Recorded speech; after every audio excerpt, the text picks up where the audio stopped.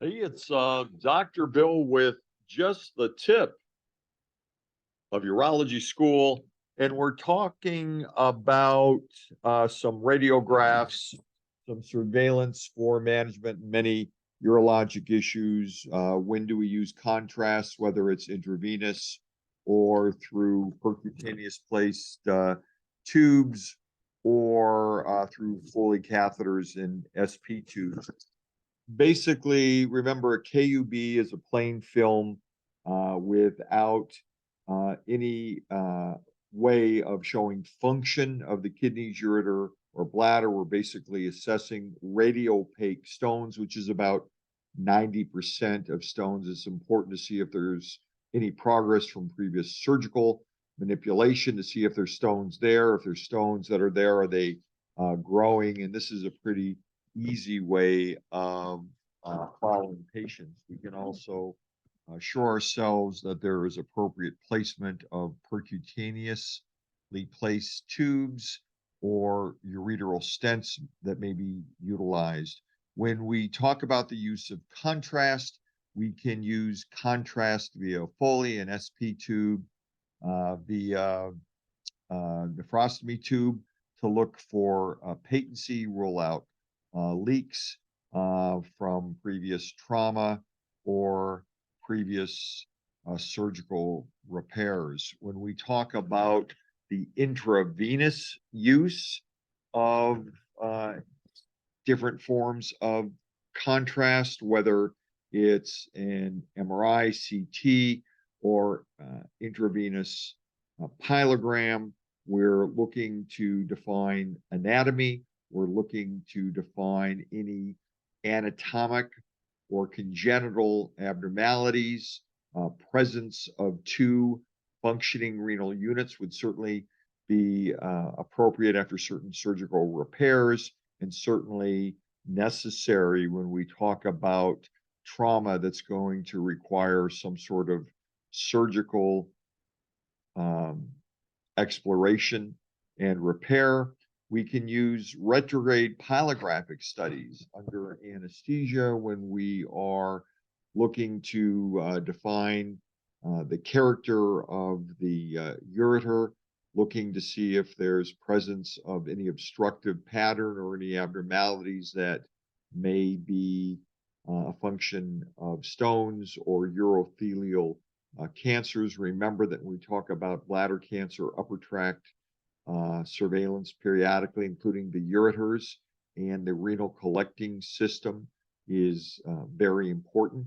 We can use this in people who have severe renal dysfunction or people who have severe contrast allergies.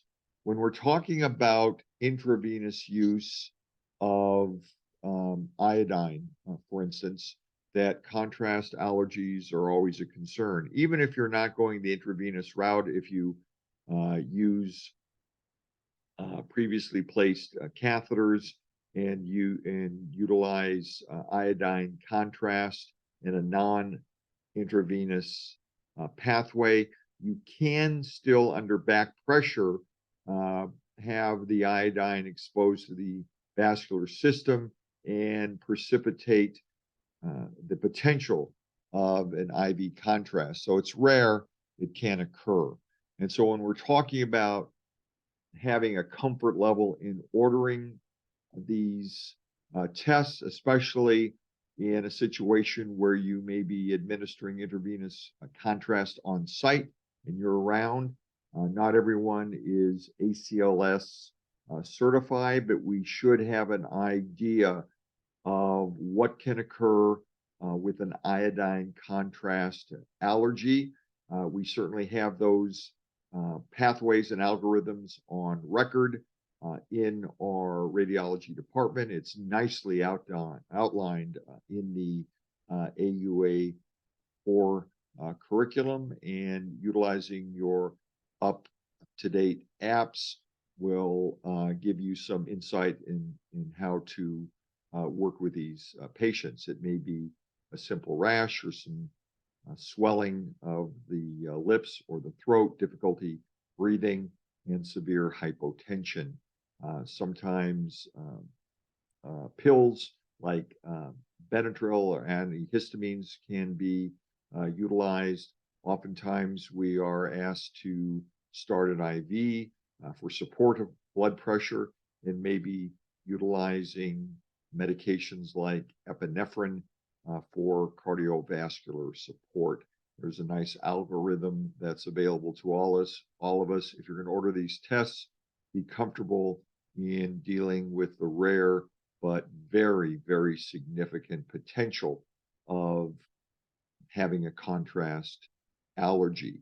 When you're utilizing non-iodinated contrast material that is utilized in MRIs, not so much of an issue of an allergic reaction necessarily, but there can be concerns of significant and irreversible renal dysfunction. So be aware of these concerns, read about it, talk to your MD practitioner, a supervisor if necessary, and always, always ask for support. Remember, in these kinds of issues, it is an absolute team effort to get your patients home safely off the table.